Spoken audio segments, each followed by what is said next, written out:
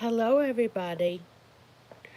We're live on csmsupplies.com and today, I took a day off last week and so you guys might be out of the habit to coming to see me, but what we're going to talk about today is adjusting the sock in order to or adjusting the tension in order to make a sock.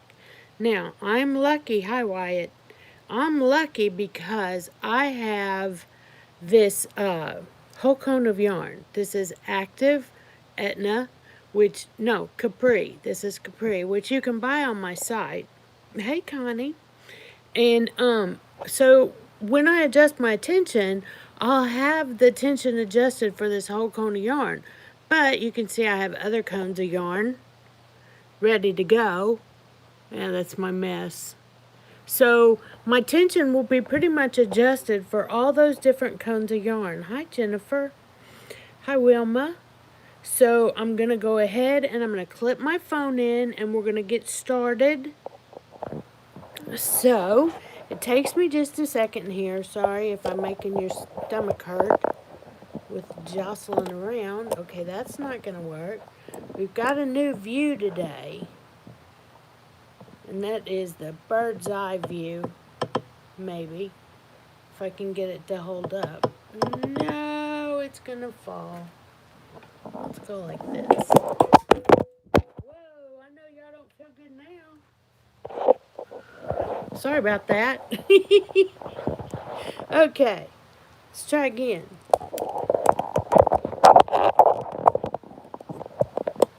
Okay. This is a different view. You're going to be sitting here viewing from the 9 o'clock position, so needle number 1. Don't worry, if there's something that you need to see on this side, I'll unclip the phone, but I hope I don't have to. Okay, so I have right now, my tension set, and you can see how loose it is, okay? So what we want to do is, this is a 54 cylinder, and I think it is the hardest cylinder to adjust the tension on. So here's what we're going to do, because I can knit this. Okay, let me start over. Sorry, I got so excited my words got jumbled. So the 54 is the hardest because the stitches are farther apart than they are on, say, the 72 or the 80, 84, whatever you have.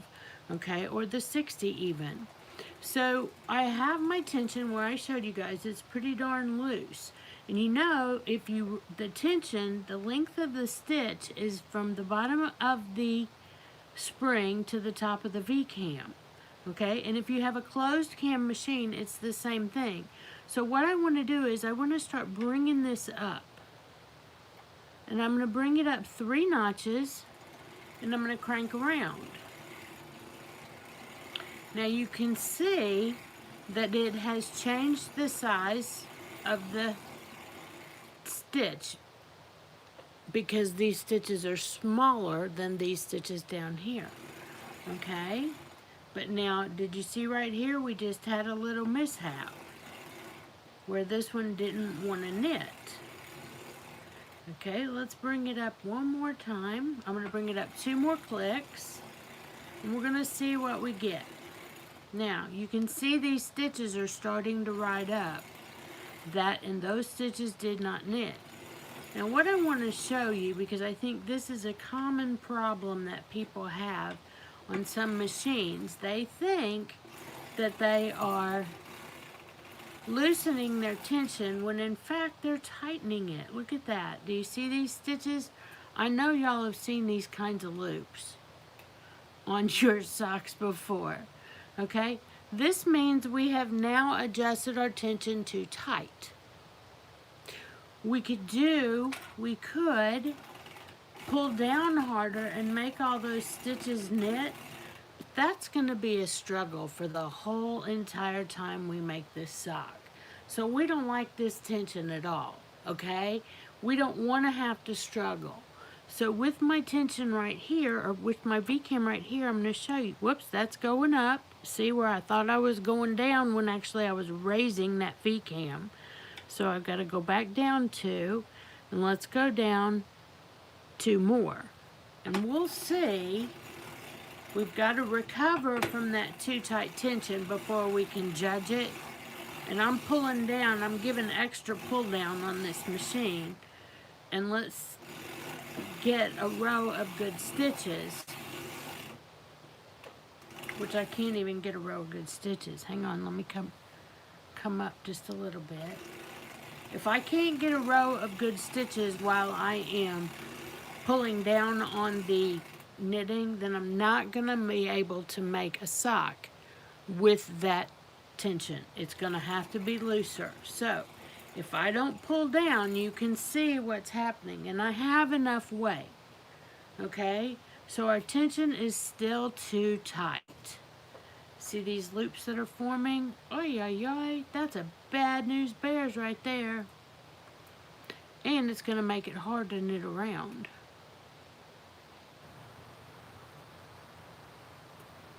Now, here's the thing. On tension, you should always adjust your tension for the yarn that you're using right this second. Oh, well, that could be a problem. My yarn got under. There we go. Now, we have talked about this in depth on Sock TV. Okay, I'm still pulling down. Let's see. What happens if I let go? Oh, I'm not even going to be able to knit. Oh, that's perfect. You guys can see. Watch right here. See how those stitches rode up? I'm going to have to loosen my tension. Let's push it down 2 more clicks and see how we can do this. Now, when you are knitting on a 54 cylinder, I know that you guys like the looks of this tension down here, but that's too tight for the machine. On a 54 cylinder, your stitches are going to look bigger like this, okay? Because I think we're getting pretty darn close to the tension we ought to be having. I have to pull down and get a couple rows of good tension, okay? But it changes according to how much weight I have pulling down, okay? That's how I can cheat and get around it. But I don't want to make a whole sock while I'm jerking down on the knitting. So I've got 2 stitches over here that did not want to knit. Oh, I've got a whole bunch over here that did not want to knit. So guess what? That tension is still too tight. I'm going to have to, my husband was trying to call me. All right, where were we? Oh, I put it up instead of down. That's up. No, that's up. It's hard to tell, isn't it? Now look how my tension is. We want to be able to get rows of knitting without pulling down. That's our goal. But we want it to be right at the edge. Looky there. See where that didn't knit? I don't like that. So I'm going to have to go down another click. You didn't know it was going to be this difficult. I went down 2 clicks. Let's see if I can get a row of knitting. Oh, I think we're there, guys. Now, to check and see if I'm there for sure, we can go up. No, wait. I don't know if I'm going up or down. Huh. We can make sure that all these stitches, now see how they're riding up over here? That's bad. Okay. Let's go down 2 clicks. Now, the way you can record this tension so that if you change it for whatever reason, let's see, can we get some rows of knitting? Yes, we can. The way you can record this tension is use a caliper, and you can measure the distance from the top of the cylinder to right here, or you can measure the distance from here to the bottom of this little lip that sticks out. That's how you can record that tension, and you can also note where your numbers are. Now, these numbers are always going to be personal to you, okay? They're not going to be universal. All right? So, you can record your tension however you like to do it. Now, my friend Sue, she draws with fingernail polish. She'll put a mark on her cylinder right here so that she knows that she's at the right tension or very close to it. Okay? Now, with darker yarns, you might have to loosen it up a click. With lighter yarns, you might have to tighten it a click. But you have to know that you have to be able to knit several rows without making any bad stitches. Okay? So if these are my half marks. You guys are watching over here by needle number 1, which is a good place to watch. Now what I'll do is I will raise the front half of the needles. No, the back half. Again, that's personal. Is this the front half or is it the back half? And I always want to make a deep heel, so I'm going to put 4 back down on each side, and making a deep heel is where you use more than half of the needles. Okay? And I'm going to make a heel and make sure, oh yeah, I'm not using any downward pressure just yet.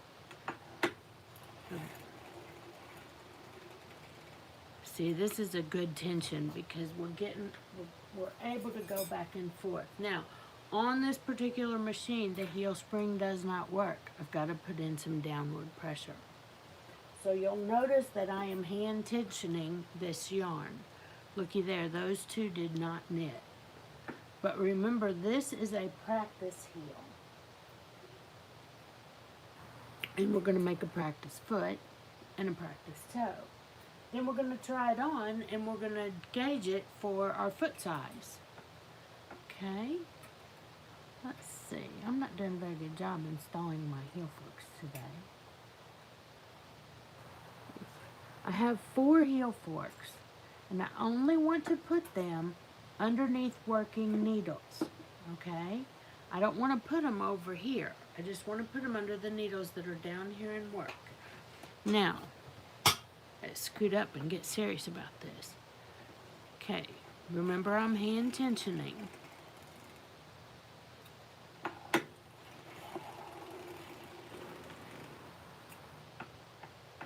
And if you don't have your heel spring threaded properly, you might have to hand tension too. Or if your heel spring doesn't work, like my heel spring doesn't work. Whoops. That last stitch didn't knit, so I can just lean that needle out. And you'll notice that it's not hard to lean a needle out when I have the right tension, okay? Now, when that last stitch doesn't knit, that means I probably need to move my downward pressure. So I'm moving my heel forks up and in because I have less working needles than I had when I first put them in there. So raise this needle, raise this needle, I'm going to raise this needle. Actually, it's raising this needle first. This is the side that you start on. You raise that needle, then this side is a mirror image. Now, even though I made a deeper heel, I still want to decrease down to my target needles. Should I say that again? Even though I made a deeper heel, I still want to decrease down to my regular target needles. Now, I'm going to move these heel forks because they were way over here under needles that are out of work. See that? When those needles are out of work, that heel fork's doing zero good. Okay, I raised that needle.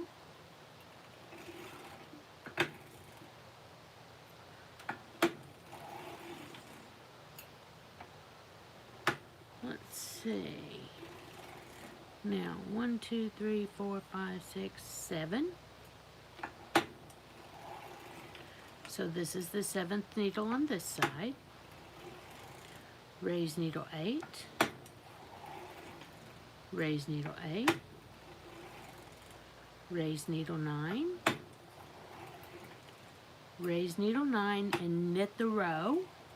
Now I am ready for my increases. That last stitch didn't knit, so I can just very easily put that over. Now, I'm ready for my increases. I want to move my heel forks. I'm going to stack them up right here under these working needles, okay?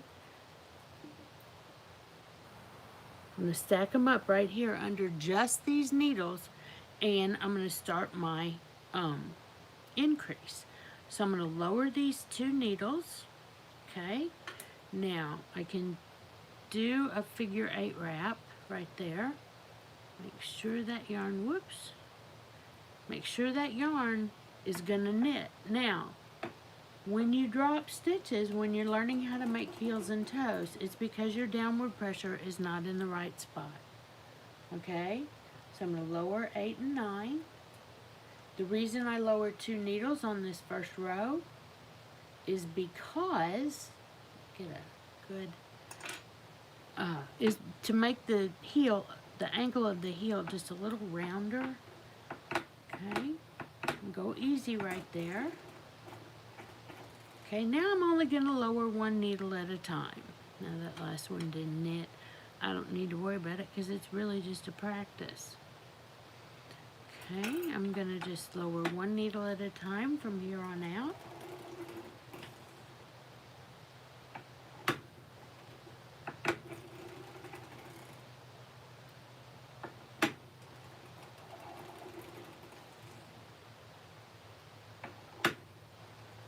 Now, when you can make a heel without making mistakes, you're ready to make a pair of socks. But nothing says, when you're learning how to use this machine, nothing says mess up the yarn like trying to make a sock before you know how to make a heel. Okay? You need to learn how to do this before you try to make socks.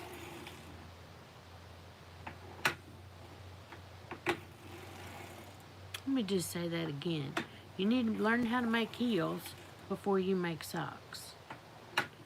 So use a cone of yarn or a skein of yarn wound onto a cone in some fashion and learn how to make these heels. Now remember, we went 4 needles, we decreased, whoa, did you see that? I almost dropped a stitch right there. Let's try that again. Okay. Now, we have done this in depth on Sock TV. Over and over again. SockTV.tv, if you're new, where you have lots of cameras.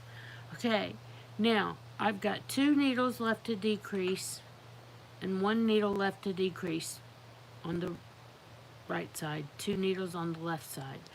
I am going to go ahead and put all the needles back into work. Now, note, I decreased 4 extra needles, but I'm only increasing 3 extra needles. That is to avoid that gap at the corner of the heel that you get if you decrease all of them. You're going to quit 1 row ahead, okay? So we're going to go ahead, and this would be cranking a foot.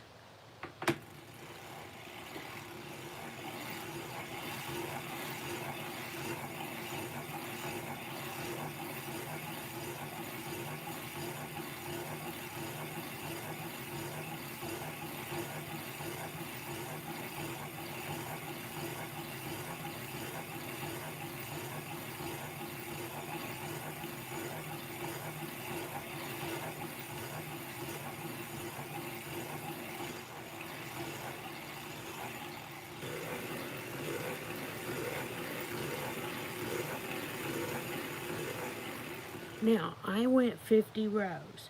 You'll notice I didn't move my, I went 50 rows, I did not move my heel forks until I am ready to use them for the toe, or until I can put the buckle up over the heel forks.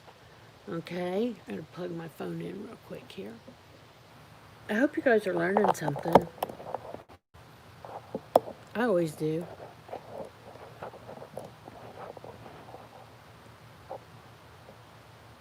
There we go. Alright, I missed you last week. Alright, so in order to make a toe, let's go ahead and we're going to move the buckle up over into the foot area. And I just went 50 rows to gauge how much how big that sock would be. Then I will try the sock on. When I'm finished, I'll just try this sock on. And if it's good, if it fits my foot, I know. If it doesn't fit my foot, I'll wind up this yarn and do it again, making it bigger or smaller, seeing if I like this tension on my foot. Now, you really can't judge it for once and for all until you've washed and dried the sock. But since we're just practicing getting our tension right, I'm going to go ahead and I'm going to make the toe. And the heel and the toe is the very same thing as a heel until you get to that last row. Okay, and you can see my stitches riding up, so that means I need to install my heel fork.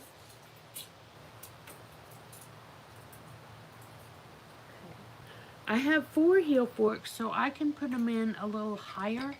If I only had 3 heel forks, I would have to spread that downward pressure out and put them down a little lower. But I still put them lower than what you would originally think. Now let me say this one more time. If you are dropping stitches on your heel and your toe, it's because your downward pressure is not in the right place. I've already raised this needle. That's needle number 2. I'm going to raise needle number 3. Raise needle number 3. Raise needle number 4. Raise needle number 4.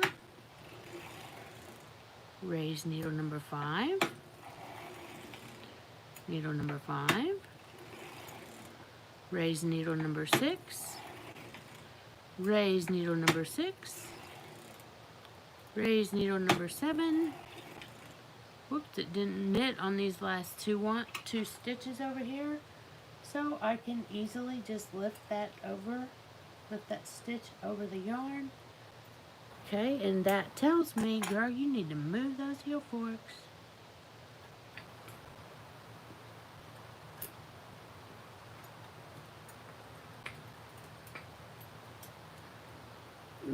I got that one in the totally wrong place. Good thing I have 4 because I can put that one in the right place. So I raised my heel forks. Let's see, that was needle number 1, 2, 3, 4, 5, 6, 7. Needle number 8. So that means I'm raising needle number 8 on this side. Raise needle number 9. Raise needle number 9. And crank the row. Now I'm ready for my increase, but before I increase, I want to get these heel forks. I can't even get that one out yet. I had it so messed up. I'm going to put my heel forks here into underneath these working needles. Okay, I'm going to lower needle number 8 and 9, and I wrapped it behind needle number 8, but it's in front of needle number 9.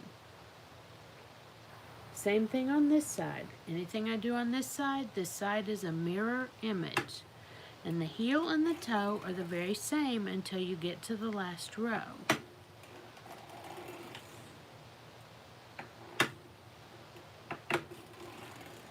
Now, if I struggle with these stitches too much, that still means my tension is a click too tight.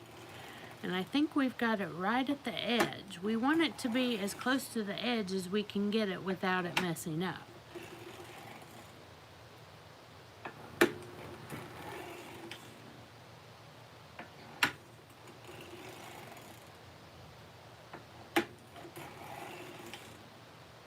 Okay, now remember when I told you the heel and the toe are the very same until you get to the last row. Okay, I'm lowering my second needle and I'm cranking the row. Now I'm going to lower the first needle on that side and the first needle on this side. And I'm going to crank the row. Then I would cut the yarn, leaving enough yarn for the Kitchener stitch. And I always like to leave a little extra rather than not enough. Okay, now notice that I still have the back half of the needles are still raised. So I'm going to bring the yarn up through the mast.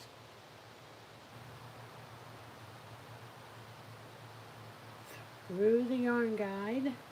And I'm going to bring my yarn carrier right to where it's right in between this first non-working needle and the first working needle. I'm going to bring that waste yarn in. Drop the tail down in there and start this row. Now, remember we were avoiding that hole on each side when we were doing the heel, but we want that hole when we're doing the toe so that we know where our Kitchener starts and stops. Okay?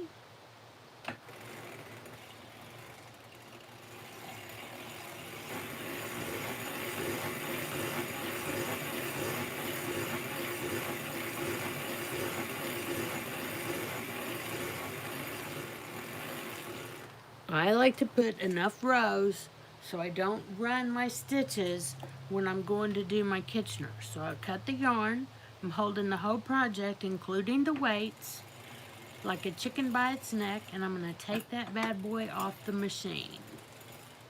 And that needle just doesn't want to let go, so I'm going to lift it off.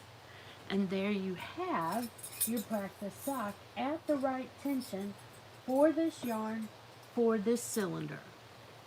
I hope that you've learned something today. The next time we'll continue on. We can either make our first sock or we can Kitchener this. You guys will have to let me know what you'd rather see. So I will see you next Tuesday when you join me. If you have time, and if you don't, you can watch it later. Thanks a lot, guys. I'm Jamie Mayfield signing out.